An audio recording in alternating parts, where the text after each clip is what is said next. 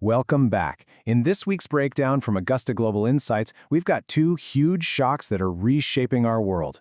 We're going to dig into how a conflict heating up in the Middle East and a massive AI shakeup in Silicon Valley are actually way more connected than you might think.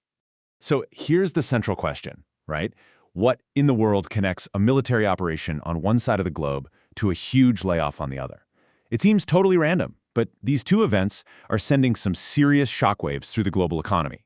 So let's connect the dots and figure out what it all means. All right, first up, the geopolitical shockwave. In late February and early March of 2026, tensions in the Middle East just boiled over. And the economic fallout? Well, it was fast and it was severe. Things moved so incredibly fast. It all kicked off on February 28th with a military operation against Iran. The response was immediate. Iran threatened a critical shipping lane, launched retaliatory attacks on U.S. bases across the region, and then, on March 2nd, landed a direct missile strike on Qatar's energy infrastructure. Now, to really get the scale of this, you have to look at a map. The Strait of Hormuz isn't just some random waterway. It's basically the jugular vein for global energy.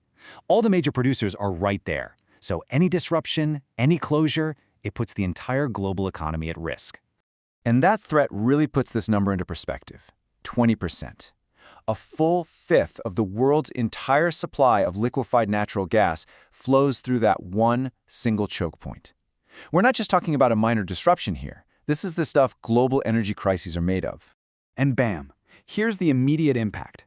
On March 3rd, European natural gas prices shot up by a third. For a continent that just went through a massive energy shock with the Russia-Ukraine war, this is like history repeating itself in the worst possible way.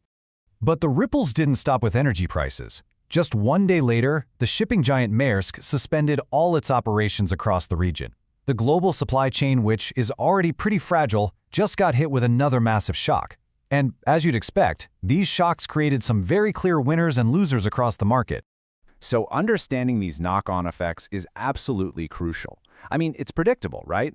With a tighter supply, big energy players like Exxon and Chevron are going to do well. But so are shipping companies, who can now charge way more for longer, riskier voyages. And of course, in any conflict, defense contractors like Lockheed Martin see demand for their hardware just skyrocket. And the impact just keeps spreading out from there. When you can't ship things by sea, demand for air freight from giants like UPS and FedEx spikes. Higher energy costs? Well, that translates directly to higher fertilizer prices for farmers. And the price to insure a tanker sailing through that region? Yeah, that could easily more than double. It's this complex, interconnected web of consequences. Okay, so let's pivot now. We're going from a physical conflict to a digital disruption. Because while the world was watching the Middle East, a totally different kind of shockwave was hitting the tech industry, and it's signaling a massive shift in the future of work itself. 40%. Just let that sink in. That is the staggering number announced by Jack Dorsey over at Block. But look, this isn't just another tech layoff. This is an explicit, stated strategy to replace those human jobs with artificial intelligence. For the future of work, this could be a real watershed moment. Now, the analysis here draws a really interesting parallel to what Elon Musk did when he took over Twitter. Remember that? He cut something like 80% of the staff, and the platform kept running, which made a lot of people question how efficient it was before. Well, Dorsey's move at Block feels like the next logical step in that radical optimization playbook, only this time, AI is the weapon of choice. But is this the only way to do it? The analysis suggests there might be a different path. Instead of these massive layoffs, what if companies kept their best people and actually retrained them to use AI as a powerful tool? That creates entirely new capabilities, right? It turns AI into a partner, not just a replacement. It's a strategy that firms like Accenture are already starting to pioneer with their clients. Okay, so beyond those two major tremors, there were a few other red flags this week that are definitely worth a quick look. Let's run through them real quick. First off, the collapse of Massachusetts Financial Services, or MFS. This is a major asset manager, and its failure sent a serious warning shot across the private credit market, which, is a pretty murky corner of the financial world that has a lot of experts feeling nervous. So what exactly happened here? Well, the core of the problem was something called double-pledged collateral. Basically, MFS was using the exact same assets to back multiple different loans. It's a total house of cards. And when that house of cards came tumbling down, major players like Barclays and Jefferies got exposed. This slide really puts the numbers into perspective. At MFS, you have over $1 billion in debt that was built on this incredibly risky foundation. And at the exact same time, you have the Federal Reserve having to pump another $16 billion into the U.S. economy. Together, these numbers paint a picture of growing stress in the system and the forceful response needed to manage it.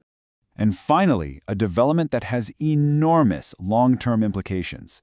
According to Bloomberg reports, Poland has now announced its intention to pursue its own nuclear weapons. This is a monumental strategic shift in Europe, and it just adds another layer of volatility to an already very tense continent. So let's tie all these threads together. What is a world of geopolitical conflict, AI disruption, and financial fragility? What does that actually look like for us?